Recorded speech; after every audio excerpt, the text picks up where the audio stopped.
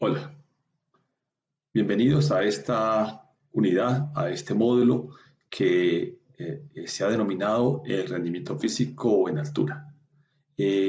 A lo largo de estas presentaciones vamos a abordar un tema de la más alta importancia.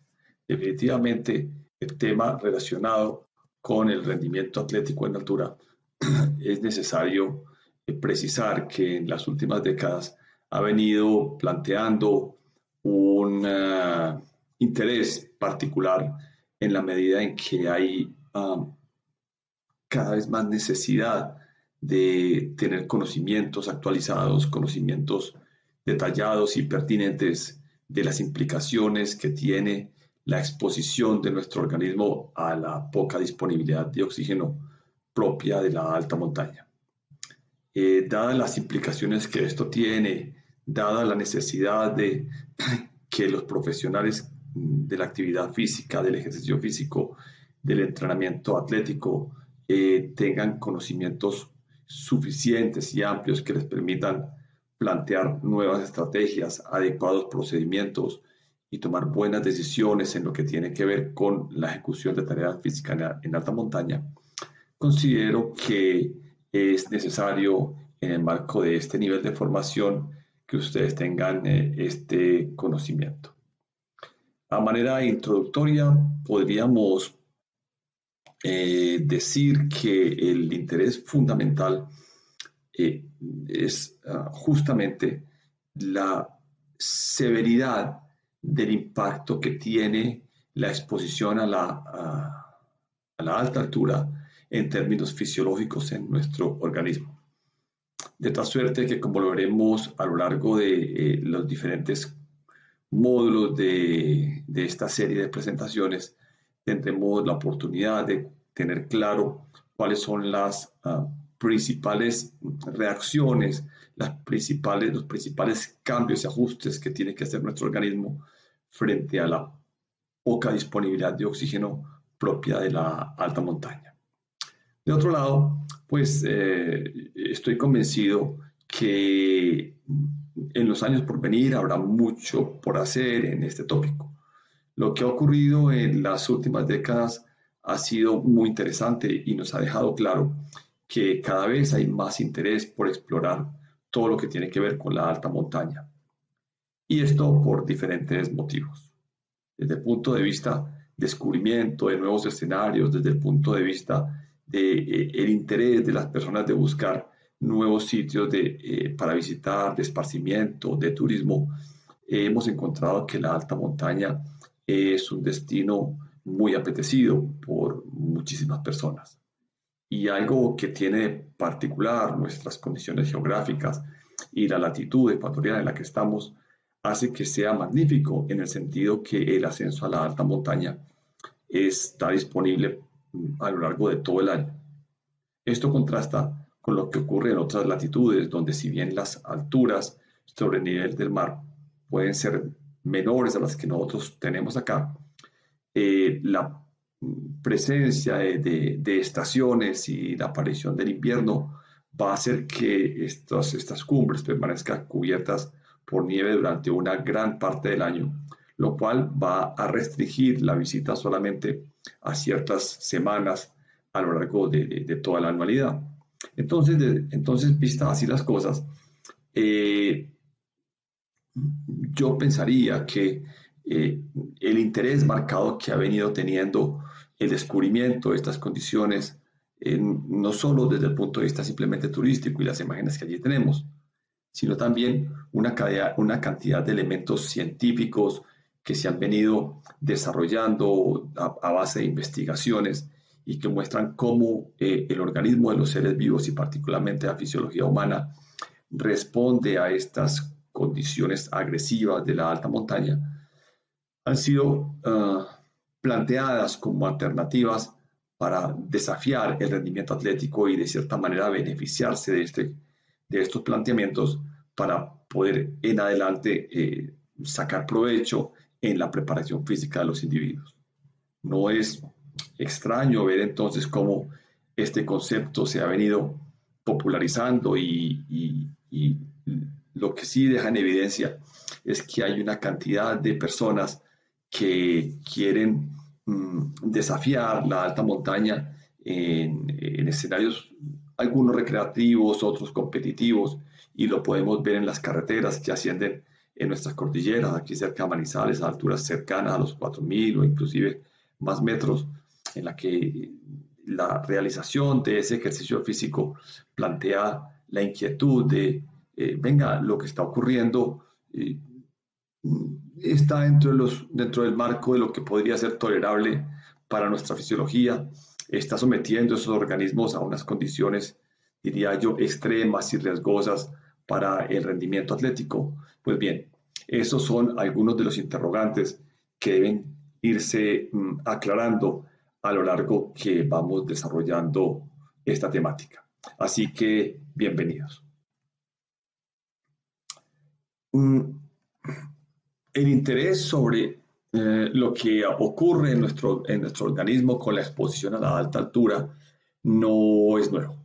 La verdad es que existen documentos que dan evidencia de que bien antes de Jesucristo, unos 4 siglos antes de Jesucristo, el interés sobre o las descripciones que se hicieron en un primer momento en el atravesar las cordilleras en Kazajistán demostraron que el paso de la llamada la montaña, la pequeña montaña del dolor de cabeza, describían cómo estos individuos tenían una sintomatología muy florida que los hacía inclusive vomitar, y el dolor de cabeza era supremamente intenso.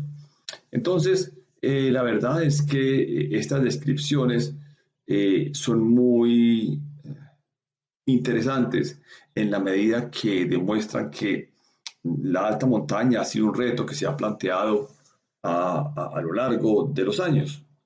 Esto ha sido sujeto de la relación, de la publicación de documentos en revistas prestigiosas que muestran, por ejemplo, que nos describe muy bien cómo fue el primer reporte documentado de la enfermedad de la alta montaña. Entonces, definitivamente, estos escenarios en los que hay que ascender a la alta montaña, y tal como vemos aquí, está el macizo de Capura, del que les mencionaba ahora, pues les puede plantear a ustedes ya la idea de la dificultad, de los retos a los que se veían expuestos tanto años atrás los individuos que decidían atravesarlo. Y bueno, veremos pues que a la fecha, en este momento, pues uno de los desafíos que se volvió supremamente popular, tendremos la oportunidad de hablar de él, es aquel que tiene que ver con el ascenso del pico más alto en el planeta Tierra, que es el Monte Everest, a 8.848 metros sobre el nivel del mar. Pero más atrás que eso nos estamos remontando hacia el siglo XVIII, en el año 1870, cuando se estaban haciendo experimentaciones con los globos aerostáticos.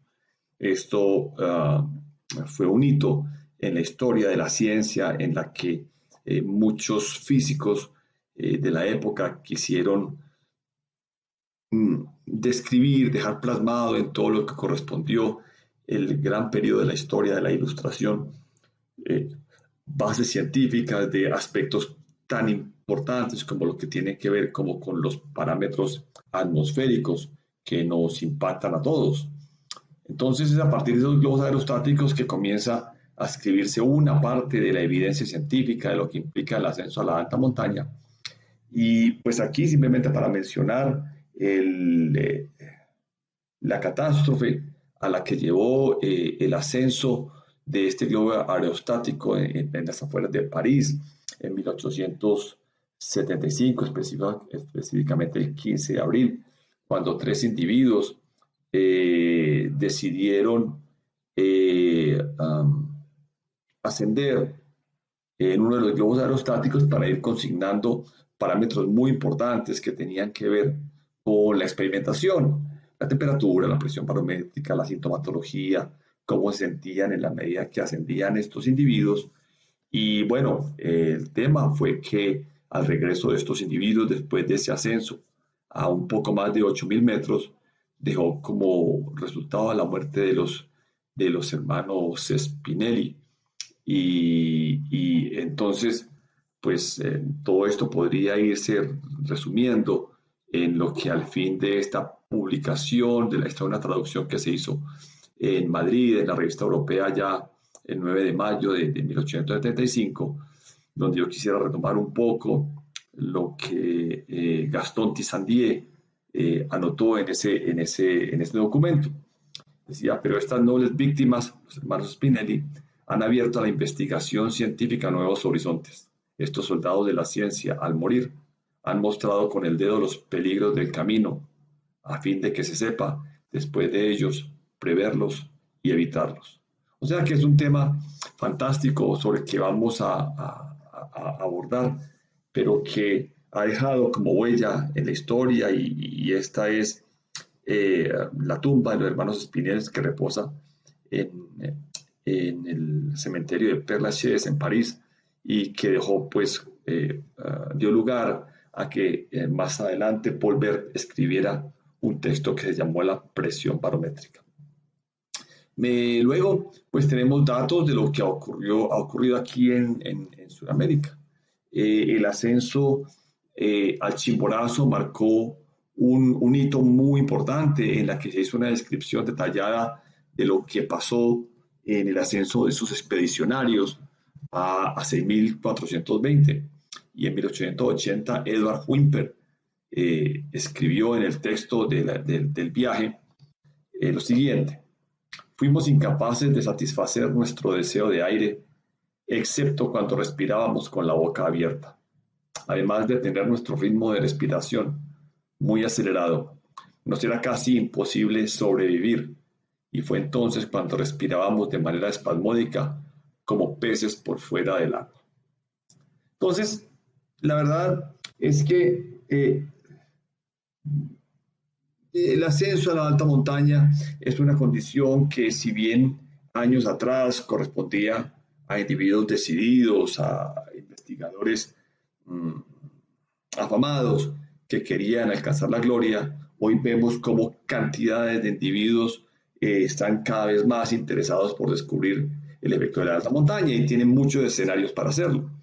Aquí algunas imágenes de los principales accidentes geográficos con alturas que son importantes sobre el nivel del mar. Ustedes tienen aquí el Tíbet en China, tienen el Himalaya, donde justamente se encuentra el Monte Everest, pero interesante es también la presencia de alta montaña en la frontera entre Francia, Italia y Suiza, donde está pues el emblemático Monte Blanco. Y cercano a este pico pues existen laboratorios de alto interés de investigación para la comunidad europea, pero también es bien conocido, bien reportado por el periodismo lo exitosos que son los atletas etíopes cuando se trata de recorrer largas distancias y son realmente campeones en maratones alrededor del mundo. Todo eso porque en esa región del planeta, en África, existe un altiplano que hace que estos individuos de manera ancestral hayan tenido que interactuar con la alta montaña, y en la medida que su desarrollo socioeconómico realmente ha necesitado que muchos de ellos hagan sus tareas a través de la marcha, carrera, desde edades muy tempranas, eso probablemente cuente como uno de los elementos que los hace altamente eficientes para desempeñarse en ese tipo de pruebas. Más adelante, pues si avanzamos, vemos, aunque existe una cadena montañosa en América del Norte y en América del Sur, pues vale la pena mencionar la altura y la importancia que tienen los picos de la cordillera de los Andes.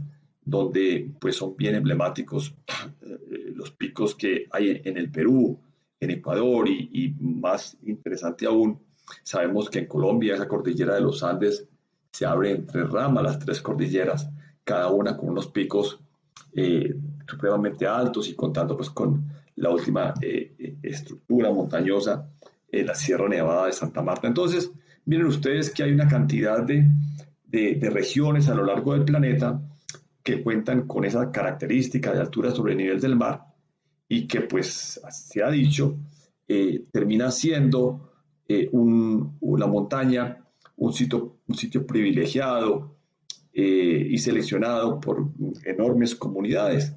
A la fecha tenemos alrededor del mundo que en alta montaña habita una población casi equivalente a la población de Colombia. Estamos entre 40 y 50 millones de personas que viven en alta montaña y que tienen que ajustarse a las implicaciones que tiene esa condición en su cotidianidad, en su vida diaria.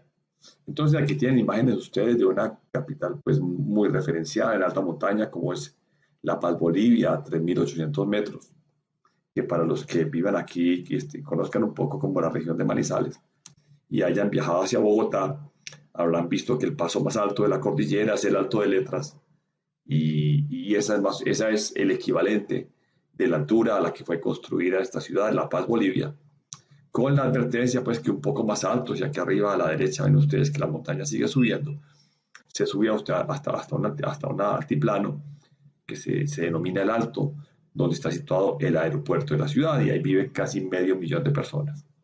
Entonces, bien, realmente no solo por el escenario deportivo, sino también por las implicaciones que tiene en los diferentes grupos poblacionales, desde niños, gestantes, viejos, eh, adultos jóvenes, todos tendrán, y diferentes sujetos con que cursan con enfermedades, pues tendremos que tener presente el tema de la alta montaña como un asunto de salud pública.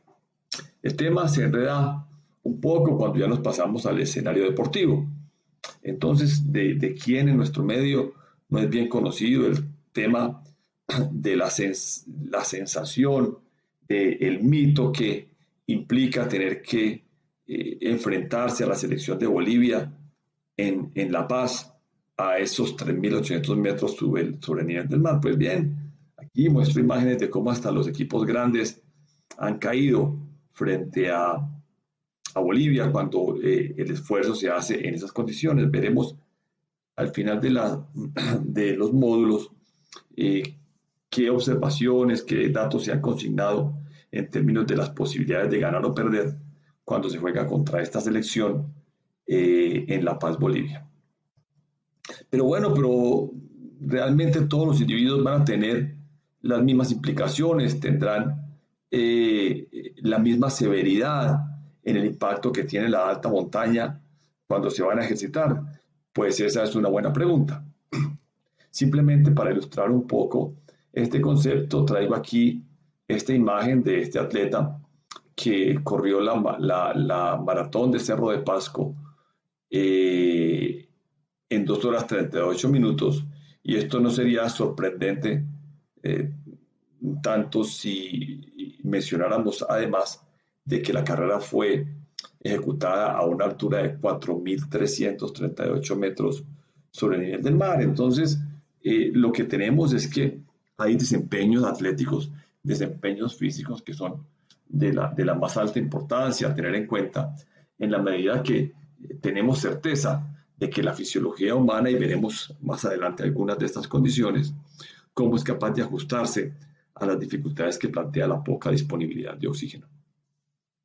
Pero si nos vamos a datos ya locales, pues veamos pues en lo que tiene que ver con lo que ocurre al interior, por ejemplo, de la preparación física de un equipo de fútbol profesional. Miremos aquí en esta imagen, por ejemplo, lo que plantea aquí el equipo y la prensa. El Once Caldas realiza trabajos a más de 4.000 metros de altura sobre el nivel del mar en el Parque Nacional Natural Los Nevados, donde se encuentra desde el lunes en desarrollo de las actividades de pretemporada como preparación para el torneo Apertura. El cuerpo técnico incluyó entrenamientos en la altura para mejorar la oxigenación del grupo. La nómina se encuentra concentrada en el hotel, bla, bla. Bueno, entonces aquí sobre esta imagen que le estoy planteando, quiero que la retengamos porque nos va a ser muy ilustrativa cuando estemos sacando las conclusiones acerca del tema de qué realmente se puede esperar de la exposición de estos deportistas a la altura, qué tan benéfico o no puede serlo, y realmente si lo que estamos nosotros logrando en este equipo es mejorar la oxigenación del grupo. Todo esto nos va a dar insumo para que empecemos a sacar conclusiones. Entonces, sabemos que por encima de 2000 metros la fisiología humana comienza a tener un impacto considerable en diferentes funciones como consecuencia de la menor disponibilidad de oxígeno. Y por encima de esa altura hablamos entonces de alta altura. Hay otras alturas que son extremas. Aquí vemos una fotografía del monte Everest, que es la más emblemática de todas.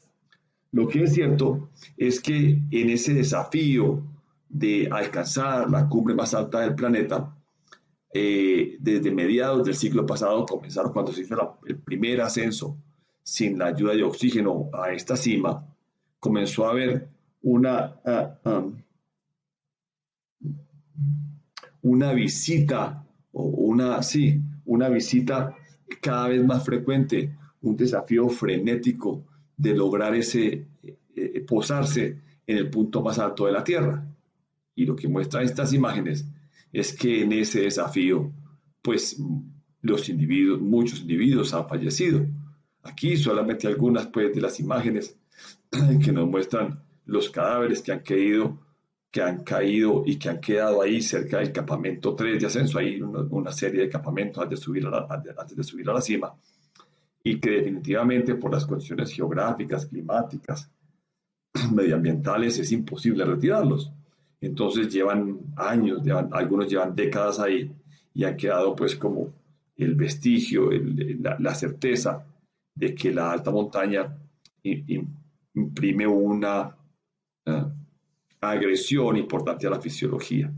Este cadáver es muy emblemático, de Peter Boardman, uno de los expedicionarios que en los 80 pereció, y después de pasados muchos años, y porque depende del tiempo en que estén cubiertos por nieve o no, se logró encontrar el cadáver.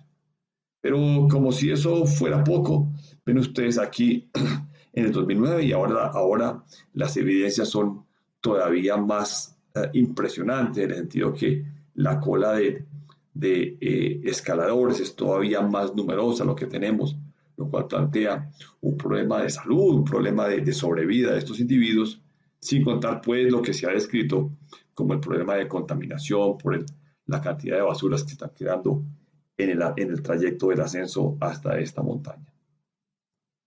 Entonces hasta ahí pues las cosas van más o menos planteándose. Podemos decir entonces que la alta montaña es una condición que es supremamente estresante, y bueno, cuando lo vemos en el contexto ya del rendimiento deportivo, lo que podemos afirmar nosotros aquí es que hay una implicación en el rendimiento físico cuando lo vemos en el contexto de la competencia deportiva. Aquí ya no nos vamos a condiciones extremas, aunque el alpinismo es considerado un deporte, pero vamos a hablar de los deportes convencionales.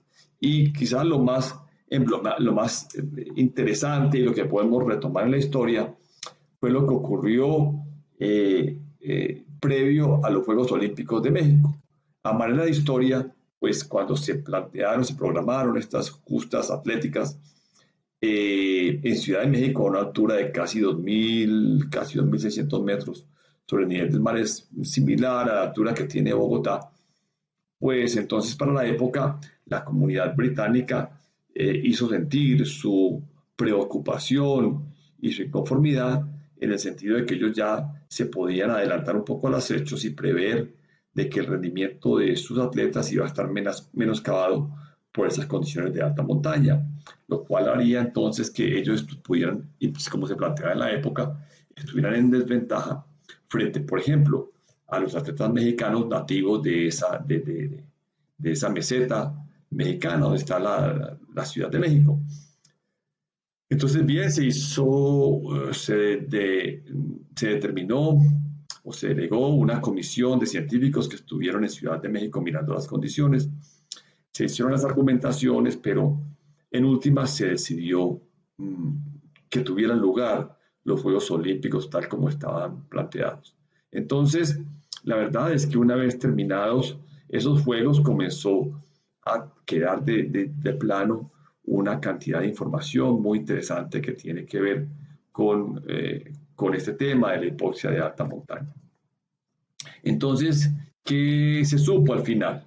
Que las pruebas que eran de muy corta duración, de alta potencia y que en su metabolismo hacían un poco uso del oxígeno, se vieron realmente beneficiadas. Pruebas como el salto alto, la jabalina, lanzamiento de bala, se vieron beneficiadas de haber competido en esas alturas. Y quizás pues uno de los eventos más emblemáticos de esas Olimpiadas fue el salto largo de Bob Beamon, que marcó un récord durante más de 20 años, cuando en su intento mejor logró saltar 8.9 metros.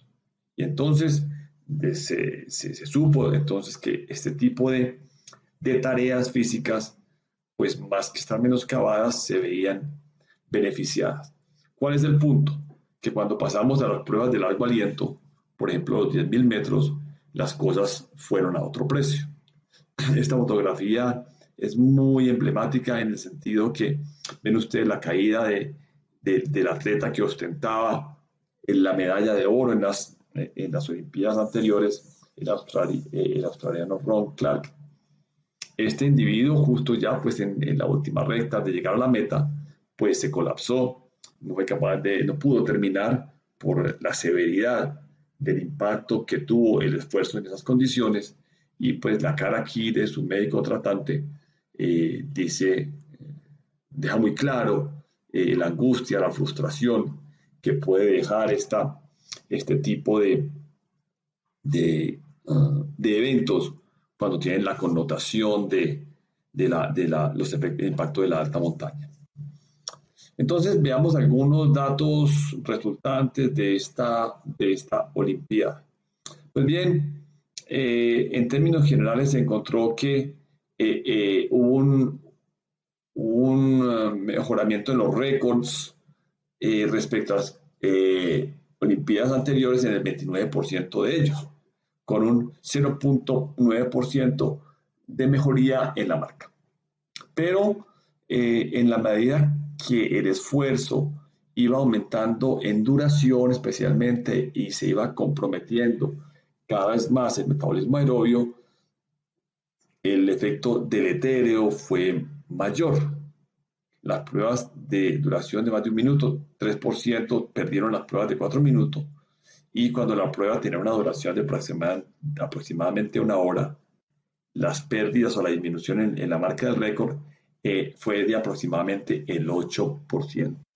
Pero al mismo tiempo se empezó a plantear también que si los individuos de la alta montaña bajaban a nivel del mar, pues podían tener una ganancia en el rendimiento atlético del 4%, lo cual no es nada despreciable. Entonces, esa información quedó flotando, se vino trabajando en el tema, y bueno, eso se ha ido diseminando al punto que ya en nuestro medio, y a pesar de ser un país andino, es que nuestra selección tenga que competir contra el equipo de Bolivia en la ciudad de La Paz, plantea un desafío pues al que se apunta pues hasta el presidente de turno. Entonces eso da pues datos muy interesantes sobre lo que eso quiere decir, y miremos pues algunos referentes, algunas impresiones que tienen los atletas cuando tienen que desempeñarse en la alta altura. Aquí vamos a tomar las expresiones de un futbolista profesional que en su visita a La Paz dice, por ejemplo, jugar en La Paz es una sensación de ahogo, de sentir que no llega el aire a los pulmones y por eso las piernas no responden. Es bravo jugar allá.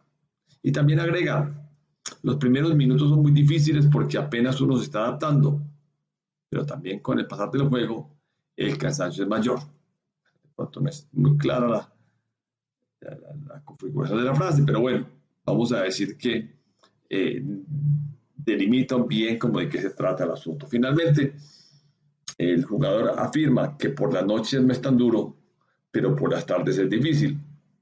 Todo esto porque el ambiente se pone más pesado y el aire falta mucho más. Otros atletas pues también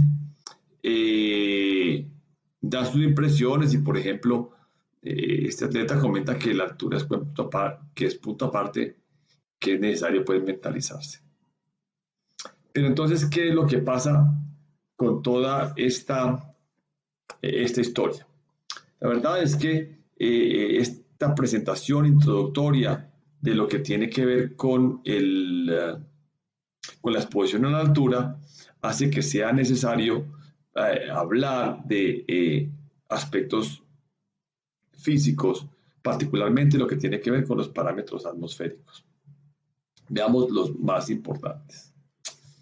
Lo primero que debemos precisar es que el impacto determinante, el más importante de este capítulo que vamos a revisar, va a estar determinado por las variaciones de la presión atmosférica. Entonces, ustedes todos saben bien que el aire, compuesto por moléculas, es una masa que no es muy densa, no es menos densa que el aire, pesa, porque esas moléculas pesan. Y entonces la atmósfera tiene el mismo principio de comportamiento que el agua, en la medida que si yo estoy en una piscina olímpica y estoy en la superficie, pues el agua no me comprime con fuerza, pero si yo comienzo a profundizarme, entre más y más baje, la columna de agua que va a tener por encima de mí va a aplicar una fuerza a mi cuerpo y yo voy a sentir esa fuerza de compresión que va a ejercer el agua sobre mí. Entonces, cuando estamos en la superficie terrestre, pues lo que es importante es tener en mente como qué tanto pesa ese aire que está por encima de mi cabeza. Pues bien, es importante a manera de información tener pues como claro qué tan alta es la columna de aire que tenemos por encima cuando estamos a nivel del mar. De tal suerte que si yo estoy a nivel del mar y voy a concebir la altura de la columna de la atmósfera, pues es del orden de unos 12 a 14, 15 kilómetros de altura, porque en la parte más alta no hay un punto de corte neutro como en la superficie de agua de la piscina, sino que en la atmósfera el aire se va enrareciendo porque simplemente es menos denso. Entonces, así las cosas, el punto donde yo voy a tener la mayor presión con la que me comprime el aire será cuando estoy en el punto más bajo de la superficie terrestre, que es a nivel del mar. Es allí donde el aire me va a comprimir con una fuerza de 760 milímetros de mercurio. Entonces, esa presión barométrica que fue bien descrita y está bien cuantificada desde hace siglos, pues me deja claro que es un parámetro supremamente importante. ¿Por qué? Porque esa presión con que estoy comprimido por la atmósfera va a ser determinante de cómo un gas va a pasar a través de una membrana. El fenómeno de difusión, que es el paso de una sustancia a través de una membrana, estará determinado por la diferencia de presiones que haya entre un lado de la membrana y el otro lado de la membrana. En el entendido de que si a ambos lados la presión es igual, pues simplemente la sustancia o el gas, por ejemplo, no va a pasar de un compartimiento a otro. Y que entre más grande sea la diferencia de presiones entre un compartimento y otro, el paso de las moléculas del compartimento de mayor presión al de menor presión será mayor, será proporcional a la presión. Entonces, bien, a nivel del mar, la atmósfera me está comprimiendo con una fuerza de 760 milímetros de mercurio. Esa es la fuerza de la presión barométrica y también se denomina un bar o una atmósfera. Es importante, a mí me gusta pues como hacer la precisión aquí de manera pues sintética, porque creo que es ilustrativo para aquellos que no lo tengan presente. Uno podría preguntarse como, ¿y 760 milímetros qué tanto es? Pues algo que me parece didáctico es pensar en la toma de la presión arterial. A ustedes que les habrán tomado la presión arterial, habrán visto que al momento de colocar el tensiómetro en el brazo e inflar el manguito con esa perita, pues la presión va aumentando, el mango va a apretar cada vez con más fuerza y en el punto más alto de la compresión que sentimos cuando el evaluador lo está haciendo, esa presión puede ser del orden de 200, 240, 250 milímetros de mercurio. Y nos queda claro que si se demoran para desinflarlo, es molesto porque aprieta por fuerza. Entonces, ahí estamos ante una fuerza de presión de 200 milímetros de mercurio. Pero esto a nivel del mar, la fuerza con que el aire me está apretando todo mi cuerpo es de 760 milímetros de mercurio. O sea que es una fuerza muy importante. Es una fuerza muy grande que no la percibimos porque somos una especie animal que ha evolucionado en esas condiciones y es lo que nos hace funcionar bien. De hecho, es la presión necesaria para que las funciones fisiológicas ocurran adecuadamente. Entonces, pero sí me da una idea de que es una fuerza muy importante, 760 milímetros de mercurio. Entonces, cuando yo comienzo a ascender en la montaña y sobrepaso sobre todo los 2000 metros, el efecto de esa descompresión comienza a manifestarse. Y veremos más adelante el impacto que va a tener esto en la difusión de los gases en los tejidos, en el pulmón, en las células periféricas, etc. Entonces, ok, la presión atmosférica la medimos en milímetros de mercurio, 760 milímetros de mercurio equivalen a un bar o una atmósfera. Y con esos datos entonces podemos empezar ya a entrarnos en el tema. Bueno, entonces, observen ustedes aquí, por ejemplo, que a nivel del mar la presión atmosférica ha bajado a aproximadamente la tercera parte, a 253 milímetros de mercurio. Este es un dato importante porque lo tendremos que tener en cuenta más adelante, esa presión de 253 milímetros de mercurio. Y veremos cómo en la medida que va subiendo la montaña va cayendo esa presión.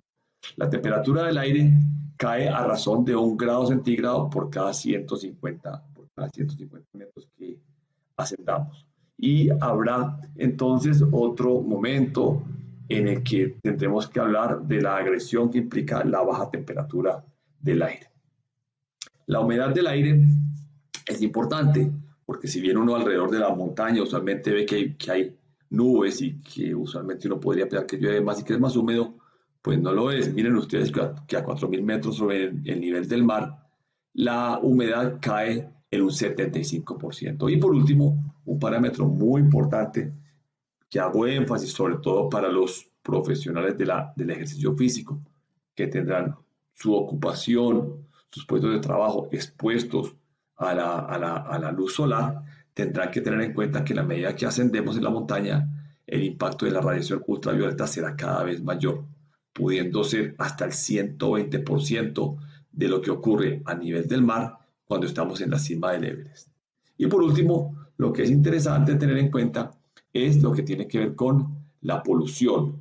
La polución que sí tiene una condición de ser menor en la medida que estamos en la alta montaña. Entonces, estos son los parámetros atmosféricos de base, los que tenemos que tener en cuenta cuando estamos hablando de la exposición a la alta montaña en todo lo que tiene que ver con los parámetros atmosféricos. Ahora, esta imagen nos va a mostrar un poco en el contexto de los diferentes niveles de altura, cómo se comporta la presión barométrica y los principales parámetros de los que vamos a hablar en esta presentación. Lo primero que va a tener en cuenta es que este eje de la derecha, este eje Y accesorio, nos muestra la altura en metros sobre el nivel del mar. Si tenemos en cuenta que esta es la cima del Everest, esto son 8.890 metros. Y partamos del principio que esto es 0 metros, este sería el nivel del mar. Sobre el eje Y principal, Y primario, tenemos entonces la presión barométrica. Y ven ustedes que está marcada aquí la presión con números de arriba a abajo marcados de manera inversa. Es decir, miren ustedes que el valor más alto de presión es a nivel del mar con 760 milímetros de mercurio y la cima del Everest con 253 milímetros de mercurio. Esa es la escala. Entonces, en ese orden de ideas, veamos cómo se distribuirían unos puntos de referencia que nos van a ser útiles. Lo primero es que tenemos 5 puntos de referencia. El nivel del mar, que para nuestro caso podríamos colocar a Cartagena. Tenemos Manizales, 2.200 metros sobre el nivel del mar. Bogotá, 2.600. La cima del Nevado del Ruiz, el cráter Arenas, son 5.400 metros. Y la cima del Everest, los 8.848 metros. Entonces vamos a ver parámetros. Lo primero que tenemos es la presión inspirada de oxígeno y en segundo lugar la presión arterial de oxígeno. Esto es cómo está la presión del oxígeno a nivel del mar. Entonces, el oxígeno, el 21% de 760 milímetros es 154 milímetros de mercurio, es lo que tenemos aquí al inicio de esta curva. Y miren ustedes cómo en la medida que ascendemos, la presión inspirada de oxígeno va cayendo. Ajá. Pero miren ustedes que la presión arterial de oxígeno, que es 100 milímetros de mercurio, miren también cómo va teniendo esta progresión y cómo va cayendo para tener valores que alcanzan los escasos 40, 42 milímetros de mercurio, son presiones muy bajas. Pero si miramos cómo afecta esta caída de las presiones, la saturación de la hemoglobina, entonces observamos que a nivel del mar la saturación es de 98, 99%, 98, 99, 100%.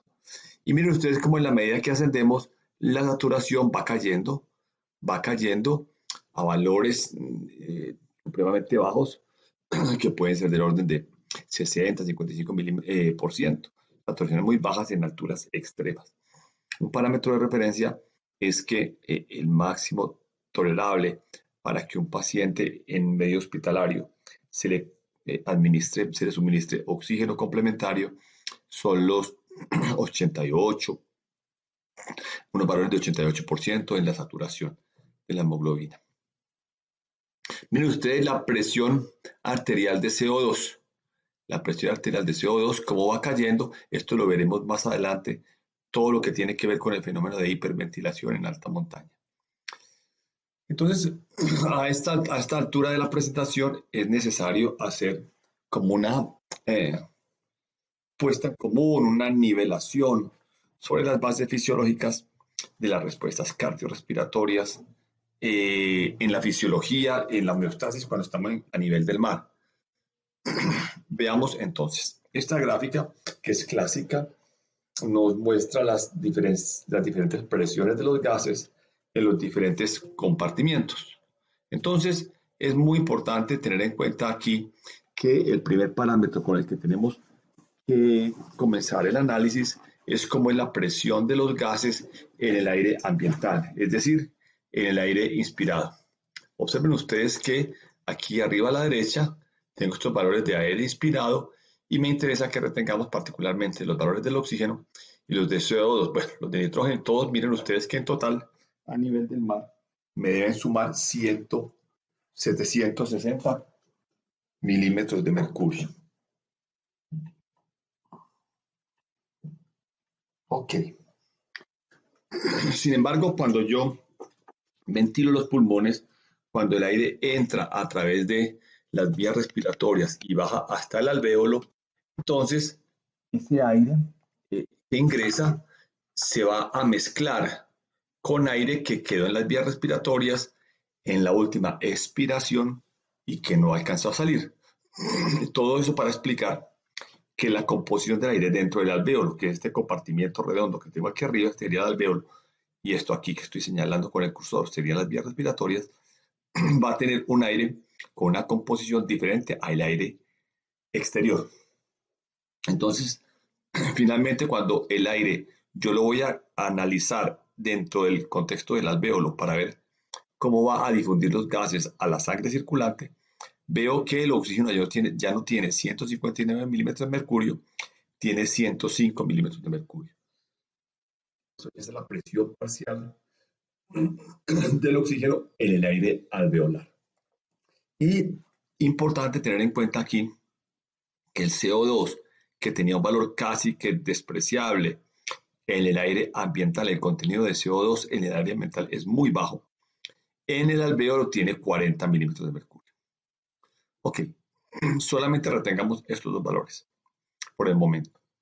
Pero miren ustedes que la sangre que está circulando por este circuito inicialmente azul, sangre desoxigenada, y circuito rojo, sangre oxigenada, nos demuestra que en este trayecto del capilar alveolar, la sangre se oxigena, va a ir a los tejidos que estarían aquí abajo.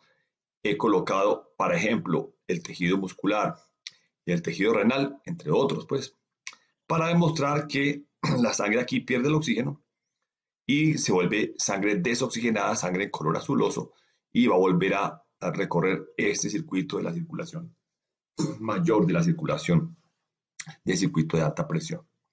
Entonces, si ustedes observan, la sangre desoxigenada que ya pasó por los tejidos, que entregó el oxígeno y se cargó de CO2, viene con un contenido de oxígeno equivalente a 40 milímetros de mercurio en su presión parcial.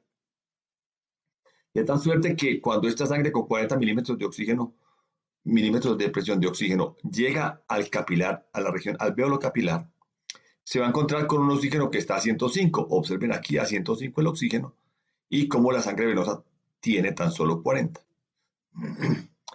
Por la ley de gases, lo que va a ocurrir es que el gas va a difundir del compartimiento de mayor presión, en este caso el alvéolo, al de menor presión, en este caso el circuito venoso. Así las cosas, la sangre que está corriendo constantemente, no para, va a salir del pulmón con un oxígeno con una presión parcial de 100 milímetros de mercurio. O sea que está a 105 contra 40, el resultado son 100 milímetros de mercurio. Y el CO2 que estaba en 46, miren ustedes el contenido de CO2 que hay en la sangre desoxigenada. Cuando llega al pulmón, se va a encontrar con un alvéolo que tiene el CO2 a 40 milímetros de mercurio. Entonces aquí hay algo muy interesante. Y es el fenómeno que tiene que ver con la volatilidad del gas. Si ustedes observan, para que el gas difunda, no hay problema. Yo tengo una enorme diferencia con un oxígeno en el alvéolo a 105 milímetros de mercurio y en la vena a 40. Entonces no hay dudas, de 105 difunde hacia 40. Pero si observamos el caso del CO2, encontramos que él viene a 46 y el alvéolo tiene 40. O sea que la diferencia es de tan solo 6 milímetros de mercurio. La pregunta que podría uno entonces plantearse a estas alturas es si esa poca diferencia de presión de gases del CO2 entre los dos compartimientos es suficiente para que el gas difunda. La respuesta es sí, claro. ¿Por qué? Porque el CO2 es un gas muy volátil, es 20 veces más volátil que el oxígeno, de tal suerte que tan solo 6 milímetros de mercurio van a ser suficientes para que el CO2 salga de la sangre desoxigenada y pase al compartimento alveolar. Entonces, ocurrido esta difusión de gases, el CO2 va a quedar con 40 milímetros de mercurio. Tenía 46, pasó aquí y quedó con 40. Y en esas condiciones, la sangre que sale de los pulmones, esta oxigenada, va a salir con un oxígeno con una presión de 100 milímetros de mercurio y con una presión de CO2 de 40 milímetros de mercurio. Y se va a encontrar con unos tejidos que tienen unas presiones bajas. Miren ustedes, por ejemplo, que el músculo en reposo, esto es muy importante, advertir lo que estamos hablando de las condiciones de reposo. Este oxígeno está a tan solo 30 milímetros de mercurio, o sea que no hay duda, de 100 milímetros que trae la sangre oxigenada, con 30 que tiene la célula muscular, el oxígeno va a pasar fácilmente de la sangre a la célula muscular. El CO2, en caso contrario, en la célula tiene 50 y se va a encontrar con una sangre que trae 40. No hay duda, el CO2 va a difundir de la célula a la sangre. Y así va a convertirse entonces esta sangre en una sangre desoxigenada que va a ir por el compartimiento venoso, de nuevo a las cavidades derechas del corazón, particularmente a la aurícula derecha y después al ventrículo derecho. Podría colocar aquí ejemplos de otros órganos. Miren ustedes, por ejemplo, el tenor de oxígeno, la presión del oxígeno en la célula renal y de CO2 que varía pues respecto al músculo. Esto, insisto, corresponde a las diferencias de presiones en el contexto de un individuo sano en reposo y luego y a nivel del mar. Y a nivel del mar. Veremos entonces qué pasa más adelante cuando entremos al tema de la hipoxia. Entonces, muy interesante aquí, y este fenómeno lo debemos comprender bien en detalle, es en cuestión de tiempo cómo difunde el gas a través de la membrana alveolo capilar. Es el fenómeno de difusión del que vamos a hablar. Tenemos aquí en el eje vertical la presión del gas, este para el O2, esta para el CO2, y muy importante tenemos aquí en este eje horizontal la escala de tiempo, advirtiendo que el tránsito del glóbulo rojo en la membrana, en el capilar alveolar, es decir, desde que entra y sale del alveolo, va a tardar 0.7 segundos. Eso es el tiempo del tránsito en el capilar alveolar. Entonces veamos qué pasa con el O2. Observen ustedes cómo el O2, en la medida que el tiempo transcurre, este es el momento en que entra el glóbulo rojo al inicio del capilar. Cuando ha transcurrido la tercera parte prácticamente del tiempo, ya esa sangre ha obtenido la presión casi definitiva de unos cercana a 100 milímetros de mercurio, lo que hemos dicho en la presentación anterior. ¿Qué le pasa al CO2? Observen ustedes el CO2, este trazo es muy interesante. Recuerden que tenemos 46 en la sangre desoxigenada y cuando ha transcurrido mucho menos tiempo de lo que ha hecho el glóbulo rojo, cuando ha transcurrido el 15% del tiempo, prácticamente el CO2 ha salido muy rápido porque, como les comenté ahora, es un gas muy volátil. Entonces, bien, así las cosas, podemos pasar a hablar del tema del contenido de oxígeno en el circuito sanguíneo. Comencemos, creo que lo más práctico es comenzar aquí en el pulmón. Sabemos bien que el tránsito de ese glóbulo rojo a través del capilar alveolar que acabamos de ver en la diapositiva anterior hace que esa sangre salga cargada de oxígeno y lo hemos visto en términos de milímetros de mercurio. Habíamos dicho que salía con 100 milímetros de mercurio. Pero eso en cuanto equivale en términos de volumen, pues bien, equivale a un contenido de oxígeno de 20 mililitros de oxígeno por cada 100 mililitros de sangre. Este valor es muy importante tenerlo en mente porque es un parámetro sobre el que hablaremos más adelante. La sangre al salir de los pulmones sale cargada de oxígeno con un volumen de 20 mililitros de oxígeno por cada 100 mililitros de sangre. Y la arteria aorta va a repartir esa sangre oxigenada por todo el organismo. Y al pasar por los capilares, por la circulación general, el oxígeno va a pasar a las células, ¿ok? De tal suerte que la sangre que sale por el lecho venoso, que es recogida por el lecho venoso, va a tener menos oxígeno porque se lo entregó a las células.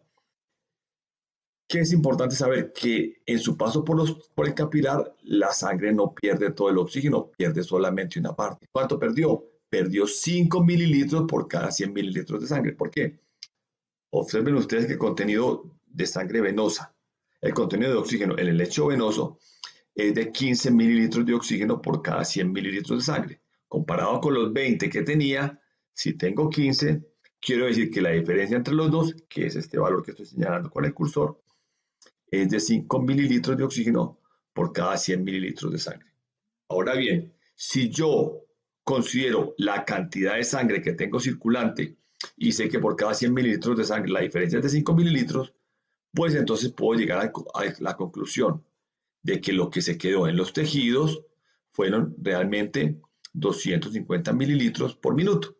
Ese es el consumo de oxígeno en condiciones de reposo que traducido o normalizado con el peso corporal es el valor que habíamos dicho o que conocemos ya por fisiología de 3.5 mililitros kilo minuto, que es el valor de consumo de oxígeno en condiciones de reposo, es decir, 1 metro. Entonces, en síntesis, y para ir como cerrando este primer gran bloque de esta temática de fisiología del ejercicio, digamos que en la medida que un individuo ejecuta una tarea física, aquí ya lo vamos a concebir en el contexto del ejercicio, el consumo de oxígeno, el VO2, va a aumentar en la medida que la intensidad del esfuerzo aumenta. O sea que no hay duda, a mayor intensidad de ejercicio, más oxígeno consumo. Y si más oxígeno consumo, pues más CO2 produzco. Este es el volumen de CO2 producido. Miren ustedes que globalmente es paralelo a lo que viene haciendo el consumo de oxígeno. En tercera instancia, tenemos el valor de la ventilación pulmonar. Hablaremos en extenso en los siguientes bloques de esta unidad de ejercicio en alta montaña, porque el fenómeno del ajuste ventilatorio es uno de los más vistosos, de los más dramáticos, si podemos llamar así, de la exposición a la alta montaña. Aquí, estas gráficas que estoy trazando es lo que le ocurre a cada una de estas variables fisiológicas en un esfuerzo intenso, a nivel del mar, que quede claro. Aquí no hemos todavía entrado a analizar el tema en el contexto de la alta altura. Y miren ustedes cómo el CO2 tiende a tener en las altas intensidades una caída. Lo explicaremos también en detalle cuando lo veamos más adelante. Miren ustedes el comportamiento del bicarbonato y miren ustedes el comportamiento del pH de la sangre, cómo se va volviendo más ácido en la medida que el esfuerzo se va volviendo más intenso. Entonces, señores, así las cosas, lo que estamos diciendo aquí es que el ejercicio en condiciones de alta montaña tiene unas connotaciones muy importantes, unas connotaciones particulares que deben ser tenidas en cuenta siempre a partir de unos parámetros fisiológicos, de unos principios fisiológicos muy importantes que deben quedar claros como punto de base para poder abordar esta unidad. Muchas gracias. Nos vemos en el próximo módulo.